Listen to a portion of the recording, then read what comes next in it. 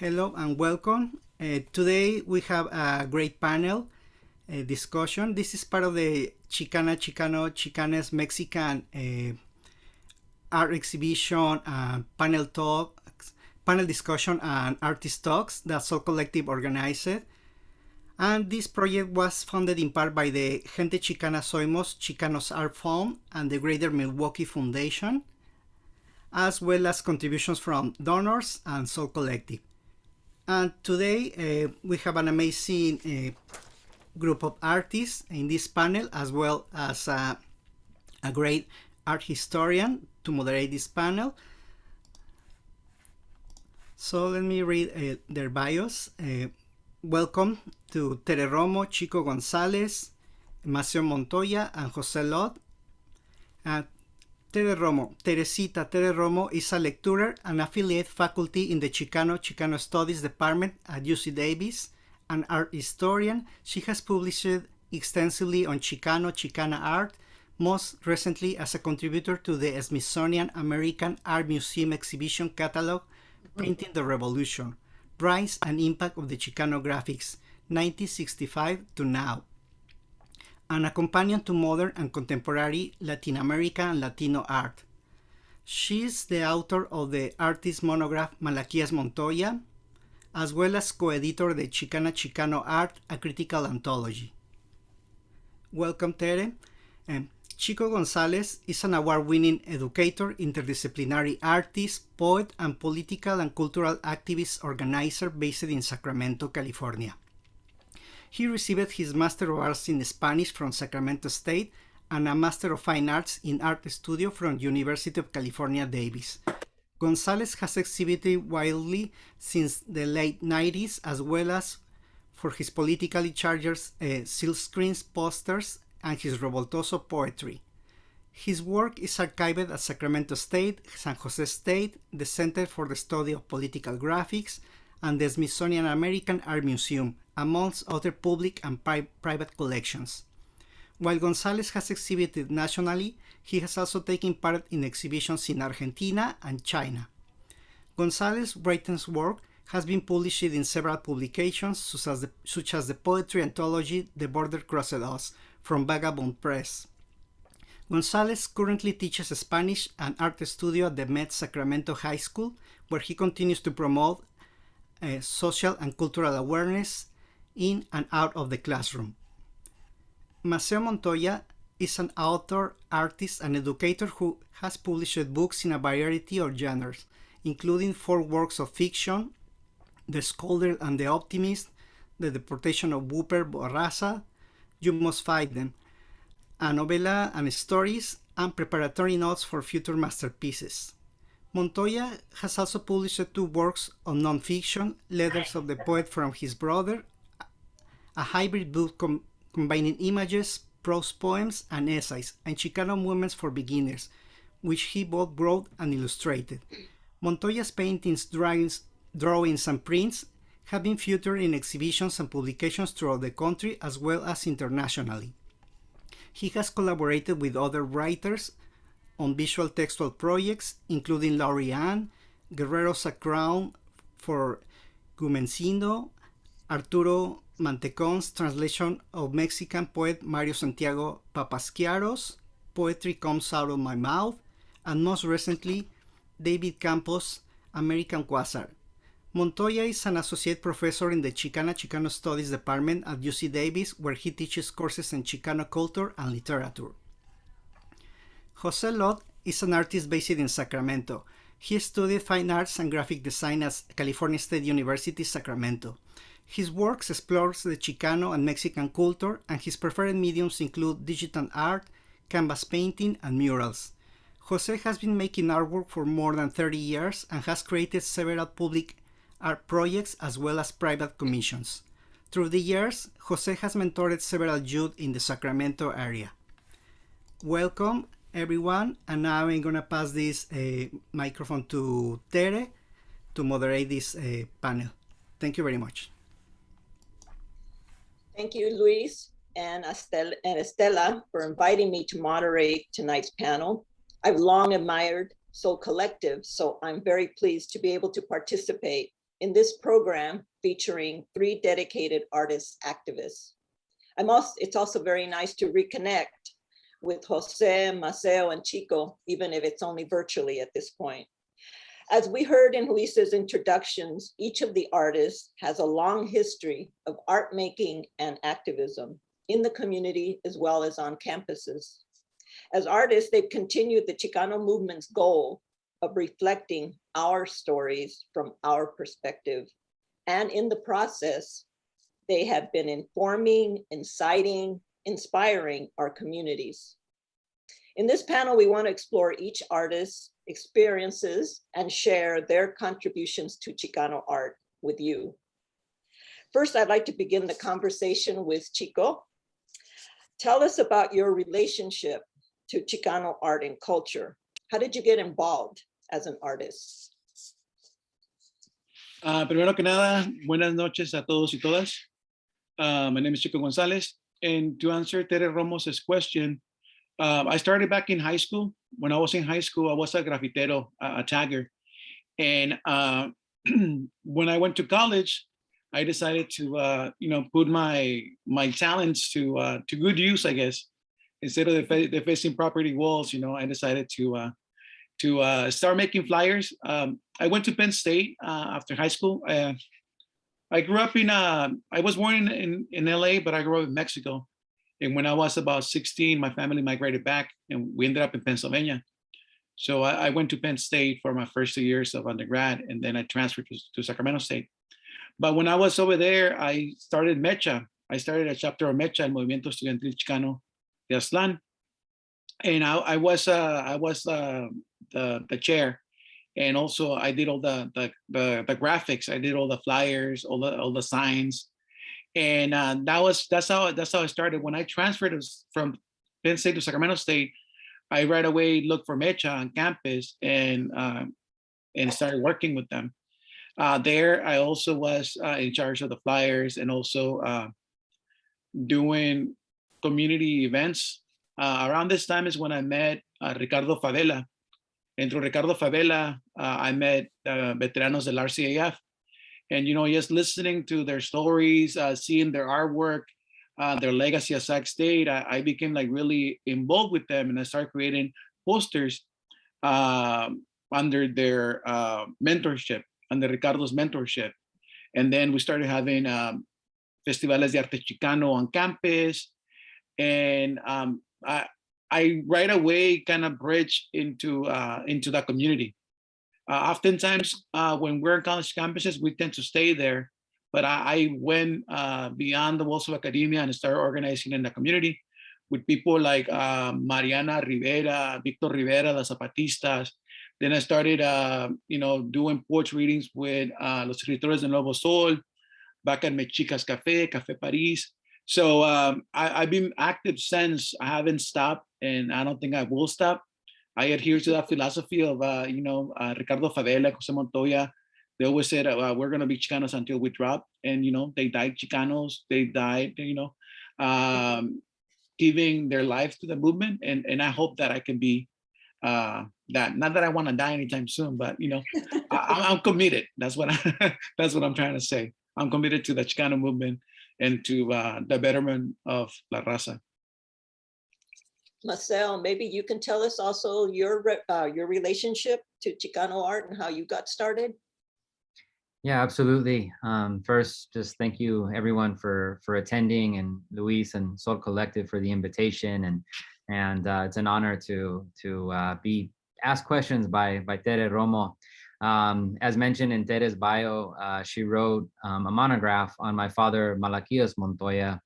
And so my connection to Chicano art is really, I was born into it. I was born into a Chicano home, a family of Chicano artists. And so very different from the students that I teach, today at UC Davis, who often they come to my classes, and my classes or the classes of my colleagues are the first introduction to Chicano art or Chicano writers or Chicano history. My story was very different. I grew up surrounded by the Chicano movement and the colors and the images of Chicano art, Chicano poetry, I grew up going to my cousin Richard of Culture Clash, to his theater productions, and so I was always surrounded by it, always knew and had a connection to the history.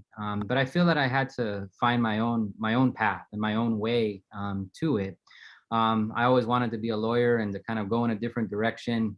But it wasn't until, my senior year of college, and this is on the East Coast at Yale University, and I was a history major. And I decided to write about David Alfaro Siqueiros, one of the Mexican muralists, and this fight that he got into with Rufino Tamayo.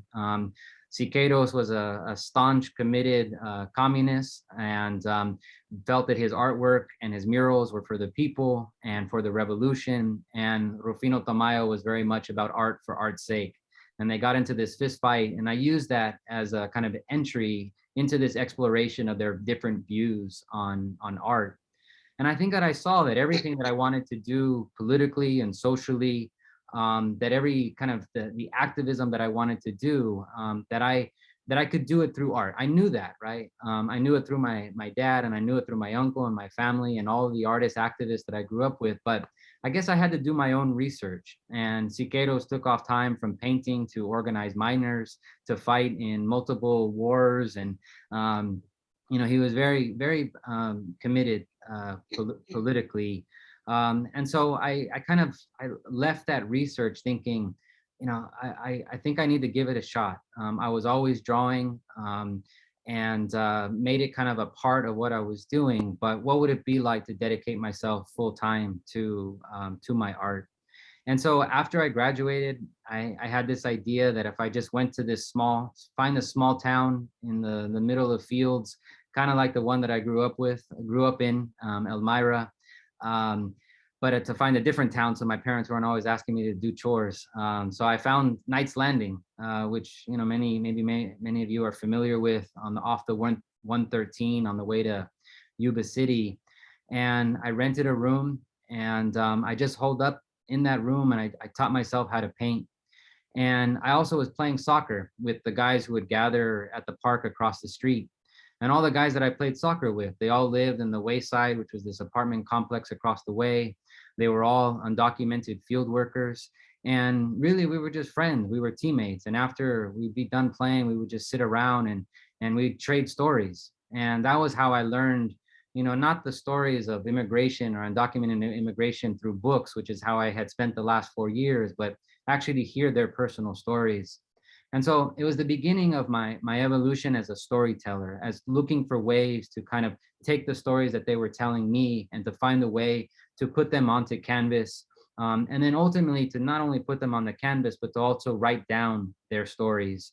And so that was the start of, I guess, my career as both a visual artist, but then also as a writer, and finding ways of combining the two.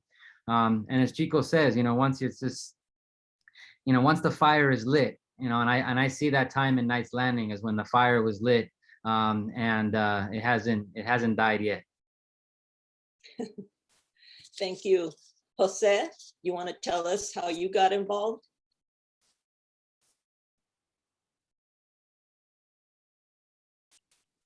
I think we still have Jose.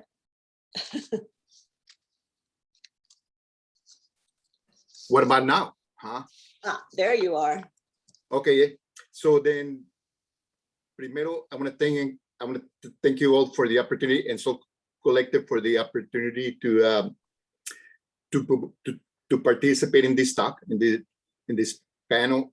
I grew up in the border area, and that's significant because this is an area that is actually is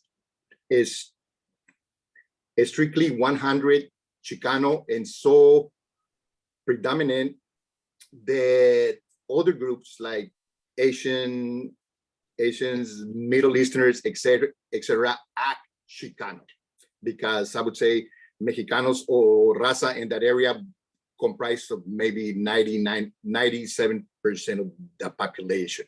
So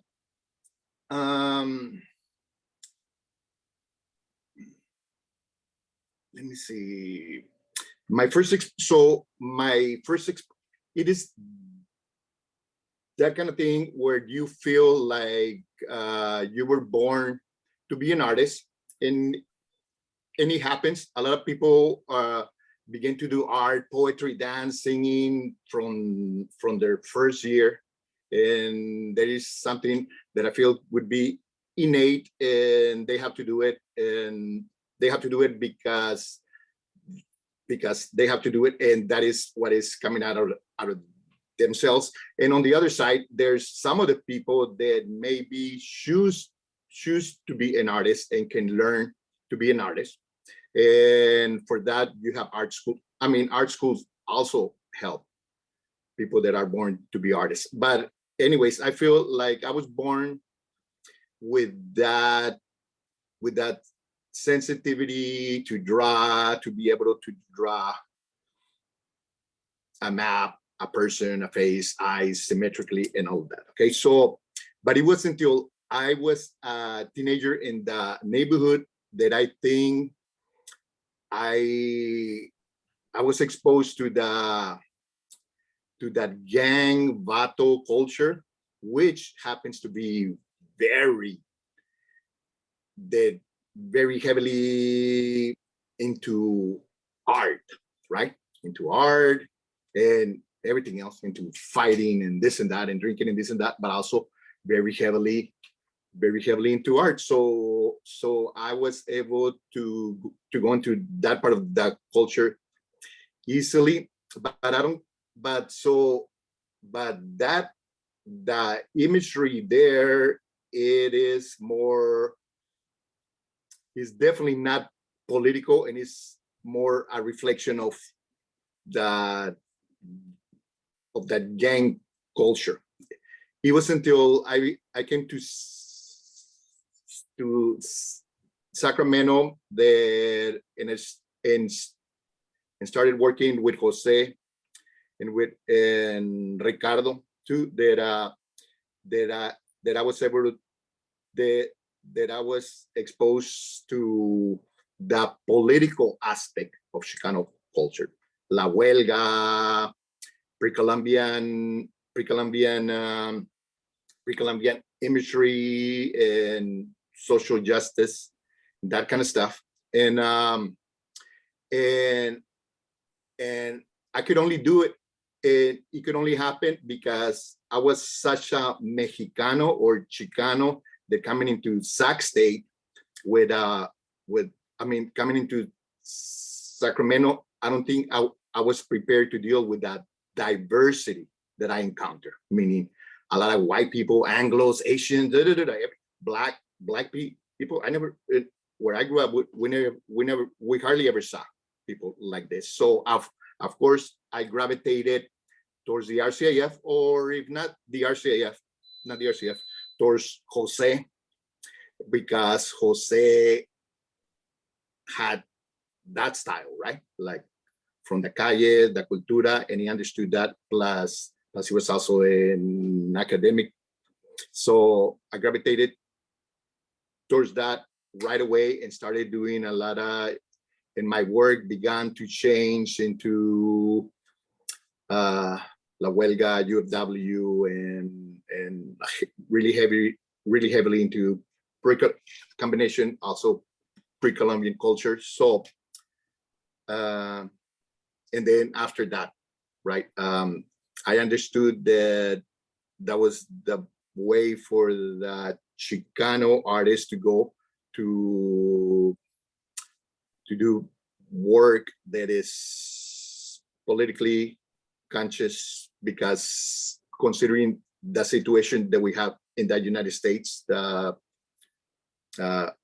we needed to use our art to say something, even though I don't think it is the most important thing. I mean, it is important, but I think the most important thing for an artist, for a Chicano artist, and for a Martian artist or whatever, it is that to make sure that their work is aesthetically, it is done right. So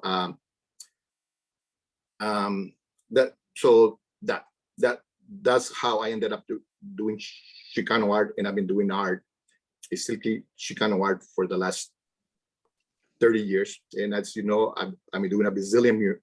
I've done a lot of murals too. I have trained a lot of the muralists. I have trained a lot of the muralists that right now are in their 30s, hitting 40. But when I was working with them, they were teens or in their 20s, you know. Let me just say one more thing. I remember when I was doing my mural workshops, Jose, you know, do I have to say, you know, we know Jose, because there's Jose's and there's Jose, right? Jose Montoya.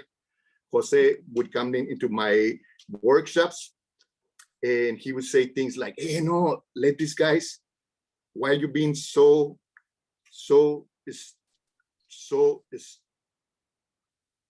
with these guys? Just go ahead and let them paint, you know, let them experience the feeling, you know, like the brush on the canvas and the paint and this and that. And my thing was always with Jose is like, no, Jose, what I'm doing, I'm teaching these guys how to paint, right? If they want to go ahead and use this to make an image of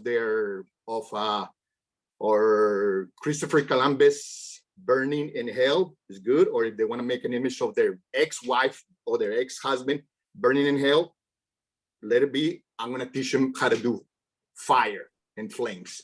And it's not going to be just like, okay, fire is red.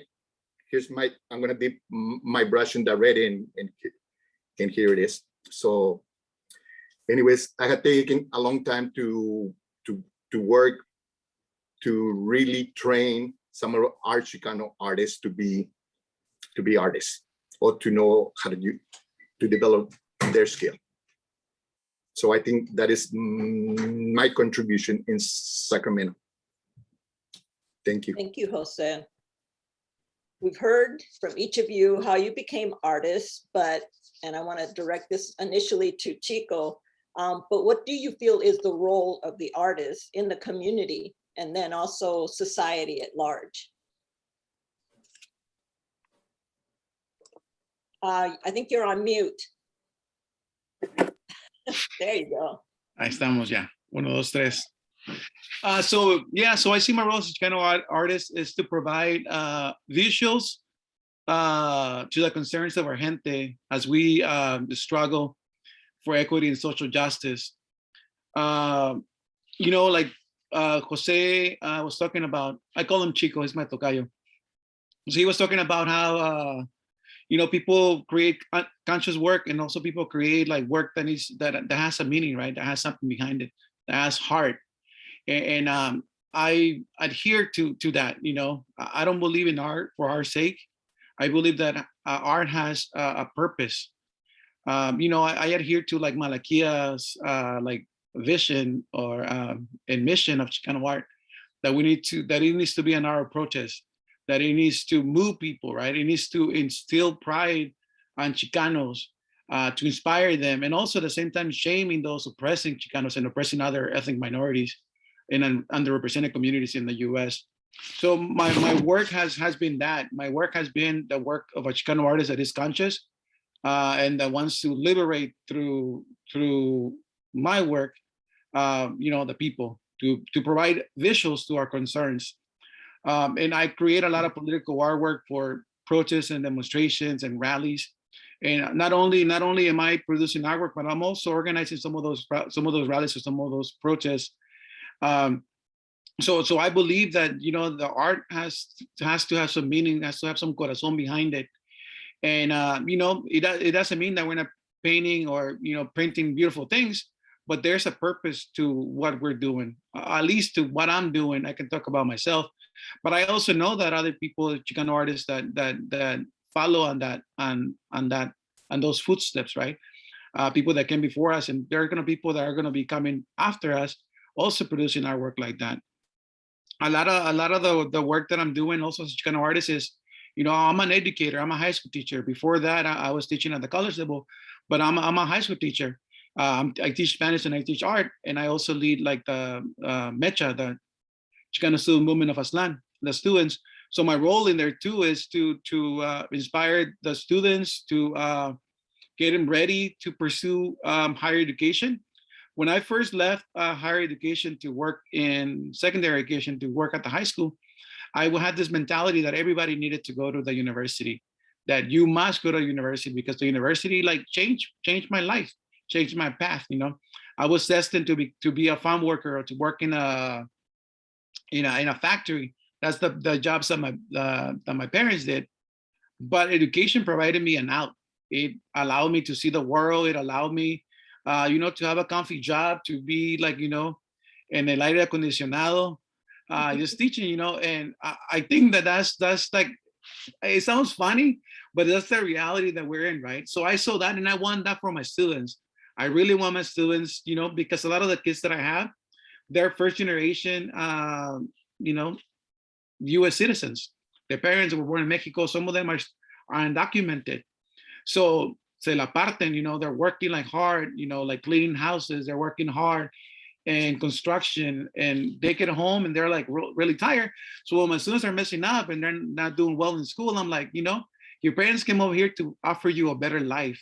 What are you doing?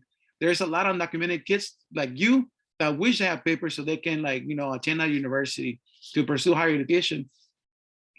But then after a few years of being in high school as a high school teacher, I realized that college is not for everyone, but I want my students to have a post-graduation plan. And, as long as they have a plan, they can do an apprenticeship, learn how to be an electrician, learn how to be, a construction worker. Those jobs are always going to be there and people are going to be making money. So I see my role as a Chicano artist and as a Chicano to try to make things better for our people, to utilize my platform as an artist, my platform as an educator, and to create change. I see like the change that some of the kids that come to Mecha at the beginning, how they are and how they leave the school once they graduate high school. And it's such a precious experience to see that click. Maceo was talking about that too. Like when I was teaching at UC Davis, I was teaching Introduction to Chicano Studies and Introduction to Chicano Culture. And I saw a lot of the kids were denied their history, their culture and all that through the K through 12 academic system. So now like me having that perspective, I'm coming back and I'm bringing some of that knowledge that they didn't have, because once you have a sense of knowledge, a sense of self, you can accomplish a lot of great things. And that's something that I have learned from the elders in the Chicano movement. Like Mariana Rivera, I mentioned earlier, and I see Carolina Flores is here. Mariana Rivera was like our mama Sac State. She was the person that we went to. And Ricardo Favela was like our tío. We went to his office, we're always there hanging out. So I want to be that to my Chicano students. So our role is simple. We need to right the wrongs of the system and move the movimiento forward. Gracias. Marcel, you want to give us your thoughts on this? Yeah, it's hard to follow Chico because he inspires me, and then I just want to say what he just said. But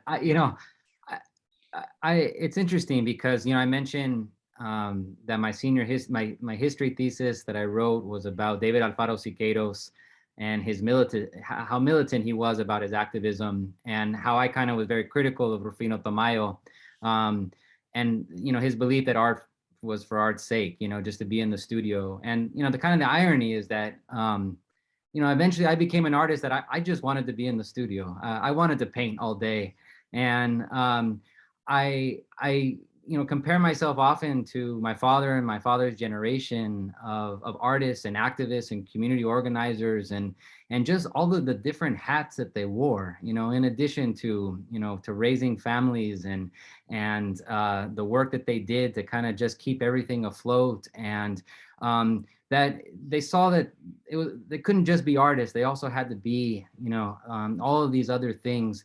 And I admire that. At the same time, I know how much time it takes to make a painting. I know how much time it takes to make a body of work. As a writer, I know how much time it takes to write a novel, and I want to do those things well, right? I want excellence in the work that I do, And so I kind of came to this acceptance that it is okay to be in the studio all day, and it is okay to be sitting at your desk and writing those works, because telling our stories well is essential. It's so important. In addition to this kind of call to activism or a call to right the injustices, as Chico mentions, and I feel like there are a lot of different kinds of artists. There's a lot of different kinds of activism, and that we all kind of need each other, and that the artist has a role to play in telling the stories and inspiring others to tell their stories, and that's just as important as the one organizing a march or writing an essay, in a periodical, that we all kind of need to be working together in order to, to combat all the many injustices that exist in our society. And, I'm also, I'm an educator, and when it comes to the kind of stories that we tell, right, or the kind of stories that we consider political, my understanding of that has expanded in the 10 years that I've been teaching at UC Davis, because political can mean many things. And sometimes the body is political and sexuality is political. Sometimes the stories of your family that you're not comfortable sharing, just sharing those is political. And I see the kind of transformation that can happen in just opening up one's voice. And so whatever it is that emerges onto the canvas or emerges onto the page, I have trouble kind of being the one to decide, well, this counts as being political, or this counts as being activist, or this counts as Chicano art. I find myself in this role of I just want to be encouraging and encouraging those stories to be told, and for the spectrum and our understanding of Chicano art and what it means to be Chicano to continue to expand.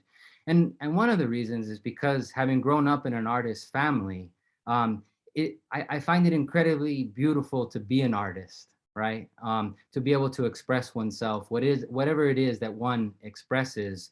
And so I want to encourage as wide a range of that expression as possible. And to me, that is a form of activism that very much fits within my understanding of the Chicano movement, kind of giving our community a sense of their own humanity and possibility. Jose, you want to give us your thoughts on this? Okay, Kate, can you ask that? Can you ask again? Yeah, I wanted to find out what you thought the role of the artist was, and also in society at large, and also within the culture. Exactly. Well, I would say that is definitely imperative that to create imagery that actually speaks about that reality, or that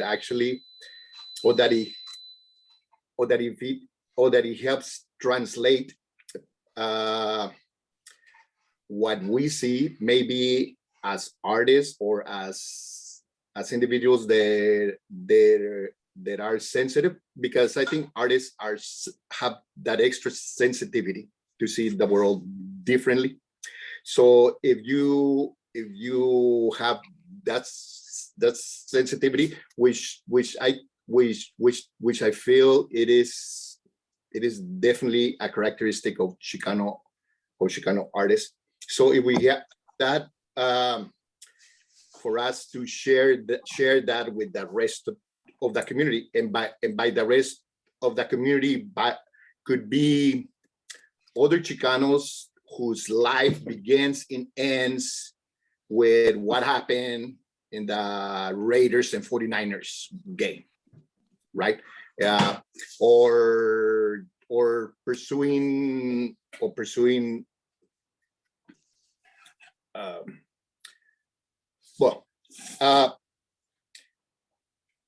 so I mean, not to say that the Chicano artists cannot be creating, which I say it a lot, cannot be creating artwork that is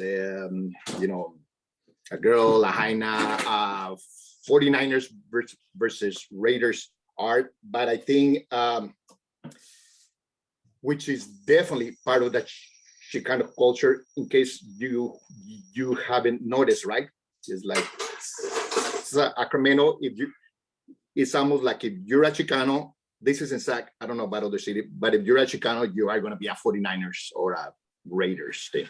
It's not a big part. It's almost like now this is kind of taking the place of gangs, which I don't have a problem with something a little bit less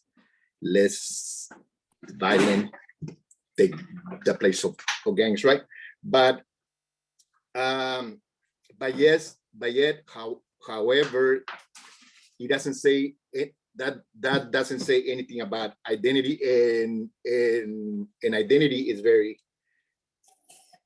important.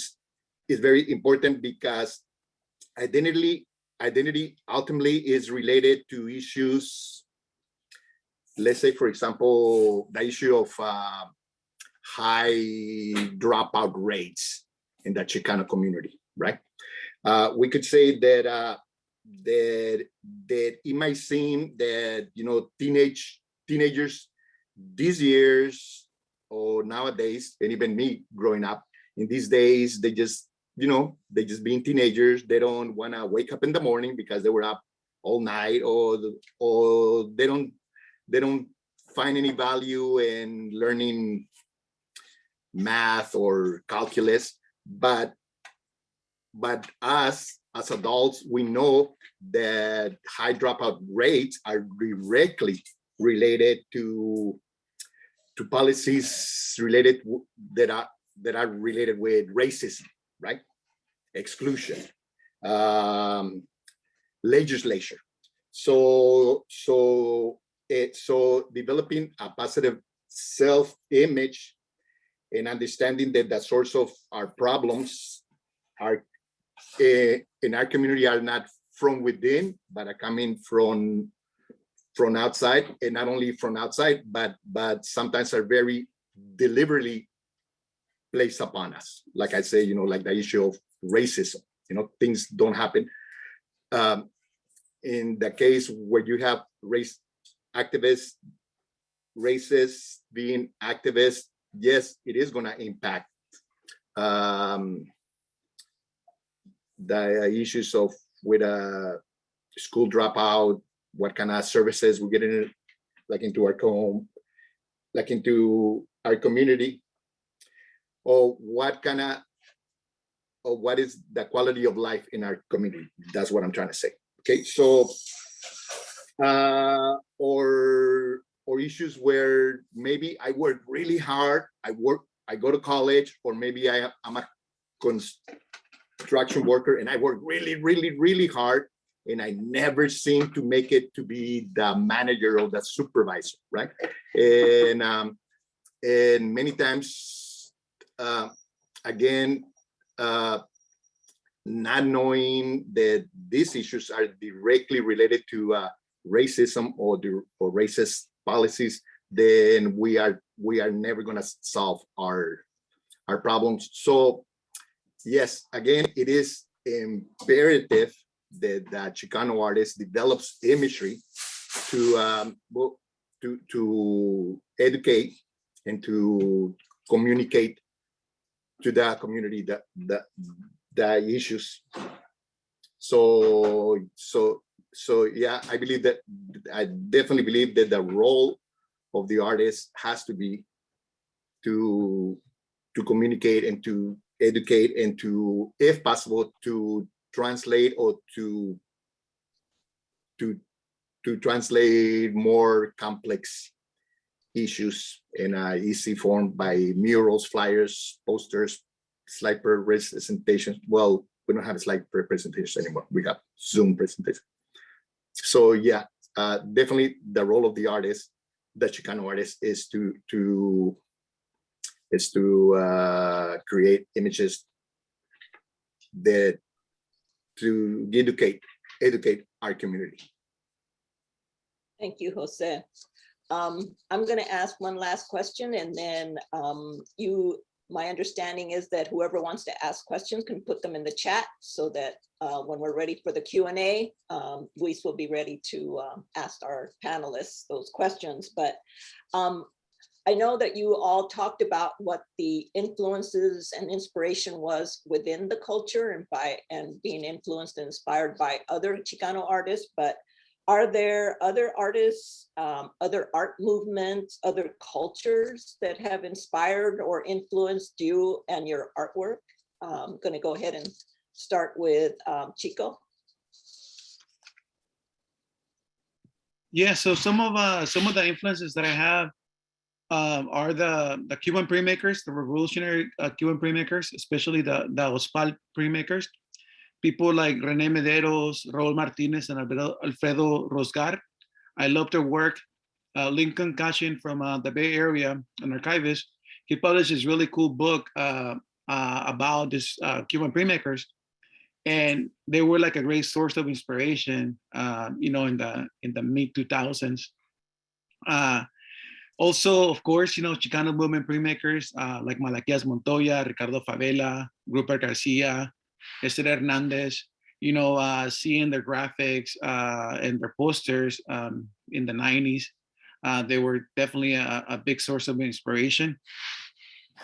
It's, you know, here locally, we are amongst legends, you know, when it comes to the Chicano art movement. We had the privilege of knowing like Ricardo Favela personally, of knowing Jose Montoya personally, Malaquias Montoya personally. And these are like really approachable individuals, right? Malaquias, you know, I had the pleasure of studying with him at UC Davis, Ricardo and Jose here at Sac State. May they rest in peace. But they were like really approachable all the time, always willing to share knowledge, to, you know, provide some feedback on some of the work that I was doing or that other colleagues of mine were doing. And so they definitely had a big impact on the work that I do. Not necessarily, maybe not aesthetically, but like the way they handle themselves and the way they went through life.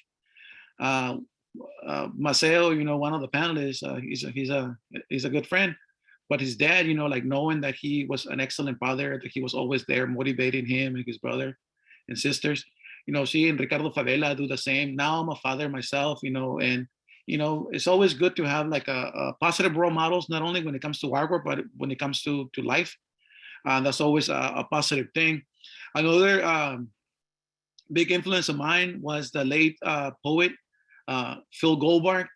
Phil Goldberg really inspired me when it comes to poetry.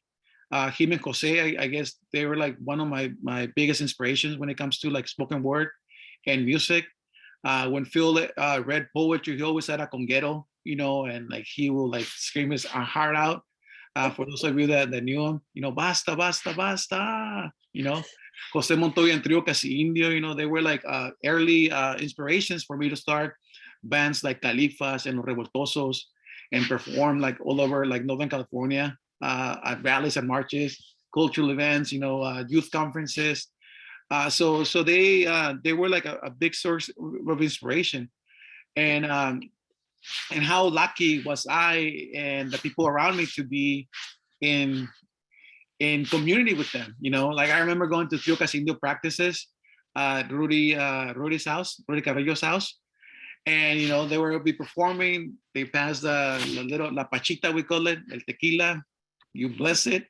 And then we had this awesome pláticas about Chicanismo and the role of artists and what is our mission and our vision as Chicano artists and how we need to keep the movimiento going. The sad thing is that we're still fighting the same social ills as they were fighting back in the 1960s and prior to that. You know, Raza have been fighting the same battles. But I'm also like happy that I'm in community with like-minded Chicana artists, Chicanx artists, that we're still fighting the good fight. You know, Luis Canelo Garcia, El Profe is here, and other people are here. So I'm happy that we still have committed gente. Yes, people are selling out, but some of us remain unsellable. And we're gonna continue on this path, you know. Maceo, want to give us your thoughts on this? Yeah. I liked how Jose earlier said that when my tío Jose came by and told him that he should just let the guys paint, but Jose was like, I want to teach him how to paint. And you know, I think that my uncle, he would have agreed that, you know, he knew about materials. He had a rigorous art training, and that was a, you know, important part of his you know, his aesthetic production. And you know, when I went to Knights Landing to teach myself how to paint, the library was open like twice a week, and they had this series of Time Life books that were focused on an artist. Each book was focused on an artist. And it was really, here I was so immersed in this like cultural tradition, and I was so familiar with, you know, the Rupert Garcias and the Esther Hernandez. Thank you so much for being here.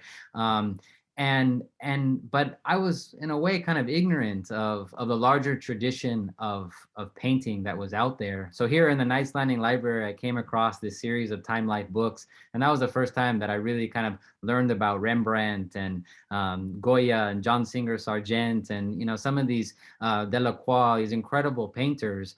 And I was there in Knights Landing to teach myself how to paint, right? The stories were just outside of my door, right? The stories came from walks around the neighborhood, from talking to people. But as far as teaching myself how to paint, I just pored over those books, and I just would try and, you know, look at those images, the poor reproductions. They're not that great of reproductions in these books. But I wanted to teach myself how to paint. And I felt in a way, it was a very different kind of education that I you know, went through when I was in Knights Landing, and one that I really cherish, because it was kind of the combination of the cultural history that I was aware of, but then also the formal history that I wasn't. And I think that both are equally important. Jose, do you want to tell us if there was anybody else who you haven't talked about that has influenced you as an artist? Okay, well, I would say that then we tend to use the word art in at least two different ways. We tend to use art as the process of making art, and also about what we produce. Okay, and it's very and even though it seems like I'm using like the same words, but I think there's a huge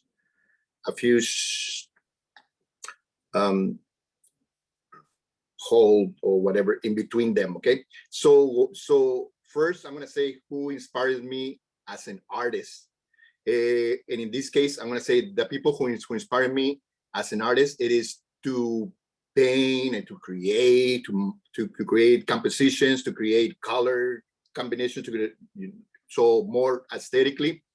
And I would say that the people that inspire me the most to be artists don't tend to be Chicanos. They tend to be somebody totally a Chicanos, and somebody, for example, a big influence would be Norman Rockwell, right? Which is pure American white bread family, like that, right? Regardless of subject matter. And right now I'm going to talk about the difference between subject matter and art, right? And regardless of subject matter,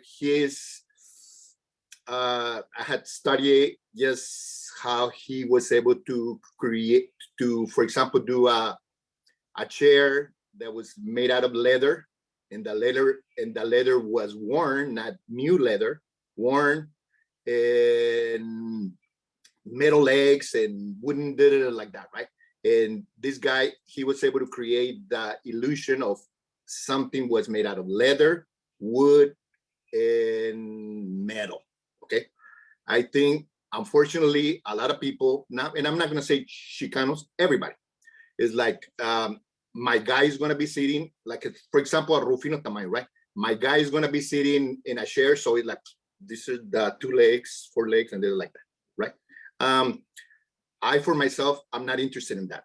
I'm interested myself personally. I'm very interested in having a leather chair or a vinyl chair or a wooden chair. Okay, chair. My accent in the border, and Chico knows this, in the border we say that ch and that sh, the same thing. So we don't say Chicano, we say Chicano. Okay, because that's a border, and I think I have that kind of accent. But anyways, I mean chairs. Okay.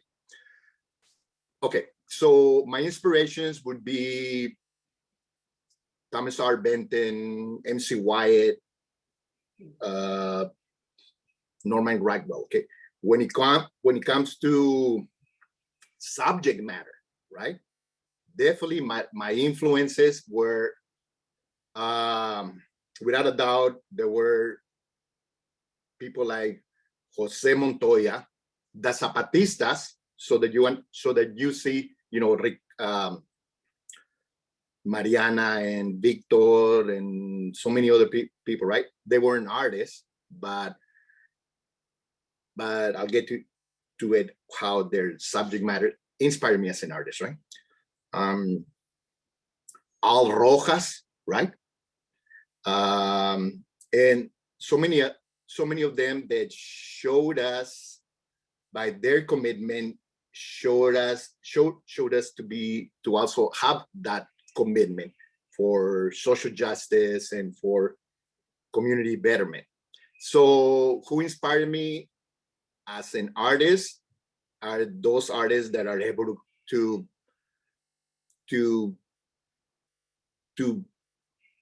paint, to know how to use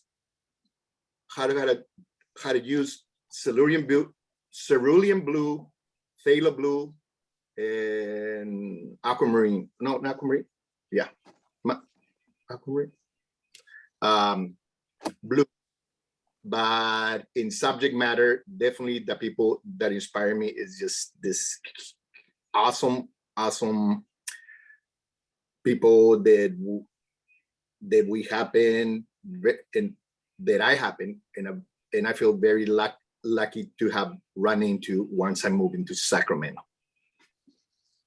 Okay. Thank you, Jose, Maceo, and Chico, for this very informative and inspiring panel conversation. And I'm going to turn it back to Luis in case we do have some time for some questions, if anybody did put some in the Q&A for us. Luis? Hello, thank you very much for the panel. I think we have around 4 minutes left, so I think we can have one or maybe two questions. So if you want to ask a question, you can put it in the chat. Somebody already put a comment question, like, for those of you that work with youth and young adults, I am interested in learning about how you perceive their interests, perspectives, etc., as different from the maestros and first generation of artists.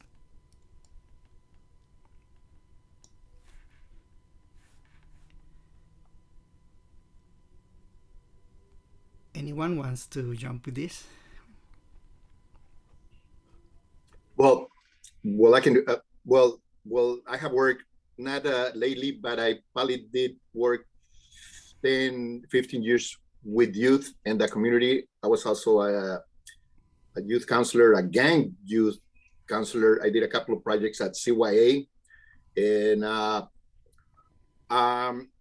not saying that I only work with kids that were rough or tough or like that, but I mean, I worked for a lot of years at Sakai doing a mural program. Again, as I think I already showed, I'm more interested. First of all, I'm interested in teaching kids, young people, how to paint. And so like I said, right? Like I'm gonna teach you how to paint fire. And if with that thing that I taught you to paint fire, you're gonna put Christopher Columbus in fire, or your ex-husband or your ex-wife in fire. That's up to you. But I taught you how to do fire. I think if if you were to ask a lot of the youth that I work with, they are gonna tell you that I was a tough teacher, because I feel, I'm gonna say this, okay? I don't feel good, or I would always feel bad when I walk into a Chicano art show, a Chicano gallery, right? I can work into a Chicano gallery, and I can walk into into an Anglo gallery, right? And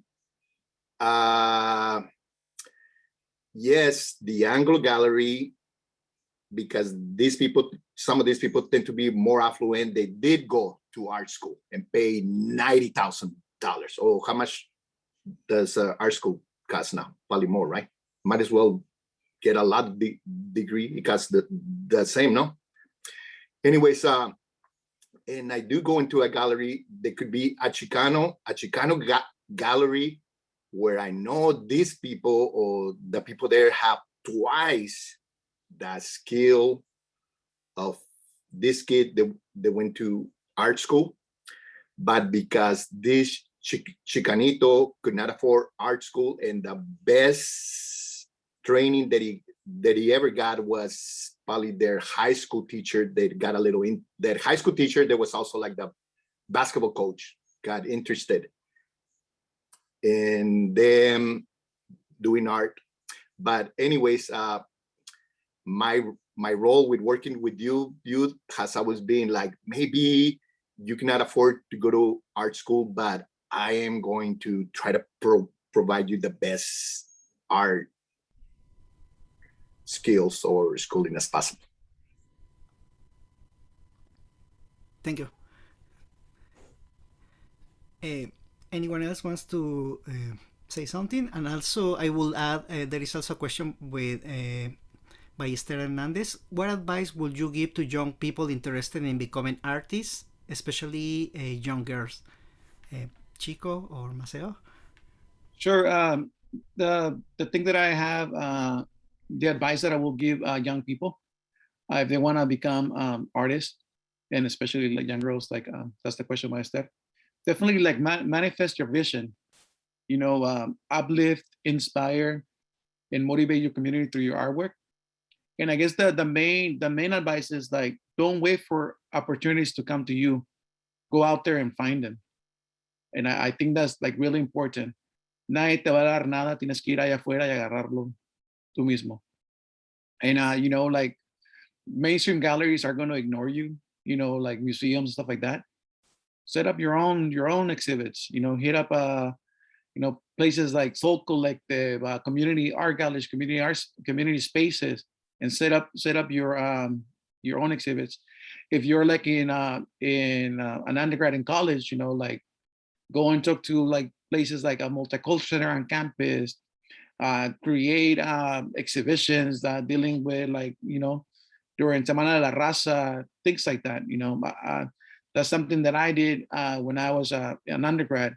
We were always like hitting coffee shops, going out there and creating opportunities for ourselves. And I think that's one, you're gonna learn how to put an event together. You're gonna learn how to organize, how to write your press release, how to create a flyer, how to invite people to your show, have some music, you know, some food, make community. And I think that's one of the biggest things about Chicano art. It creates community. And you know, just do that. Manifest your vision. Don't change what you're doing or what you're trying to say, thinking about, am I gonna sell this? Am I gonna do this? You know, just do the work. Put in the time and effort and just put it out there into the world. Even if it's rascuache, just do it. The rascuache eventually will get better.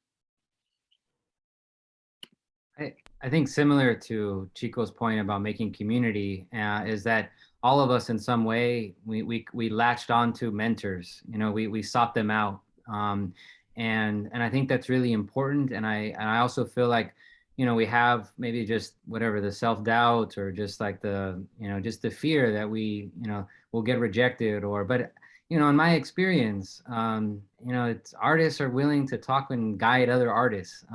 They know the impact that their mentors had on them.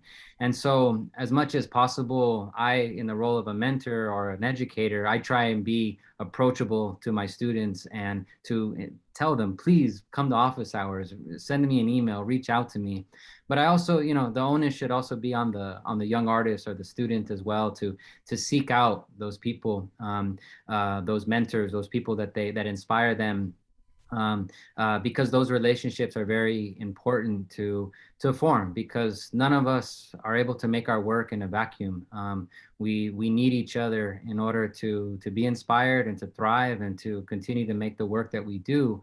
We're all there as a, you know, as this network, as this community, you know, making our art, even though, you know, we might create the work in isolation.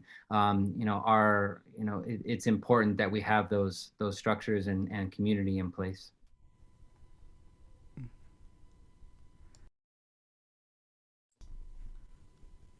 Oh, thank you very much. I would like to thank everyone for giving me your authentic being. I was in Chicano Teatro for many years, couple of decades. Teatro Estudiantil at Sonoma State, Teatro Mestizo San Diego. Met most of you through the Nas Festivales.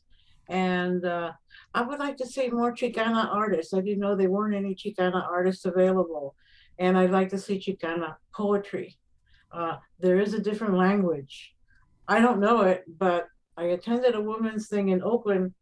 Man, it's a whole different language of the poetry that they're using. I'd like to learn from that. But I learned from your personal experience because you connect people. You connect the young people, you touch them, and you open up their emotions, their psyche, and you're authentic with them. And that's why they get authentic with you and they learn from you. You're all great leaders. As an abuela, as a Chicana activist, I thank you for dedicating your lives for our young people. Yeah. And I do my art, voting rights, filing a suit against San Juan Unified School District. So I still do movimiento stuff, but under a different context in art. I consider it art. Thanks a lot, you guys. You're great. Tere, you're wonderful. Thank you. Gracias, Carolina. Gracias. Thank you very much, Tlazokamati.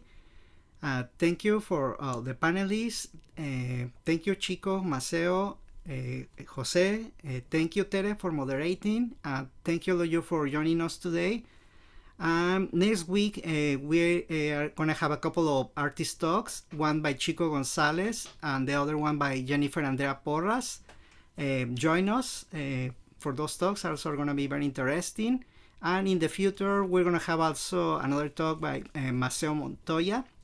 We have to organize that one too. And thank you very much, everyone, for joining us today. It was great. And good night. Take care and see you soon. Gracias, buenas noches. Adios. Adiós. Thank you. That's too great. Thank you. Goodbye.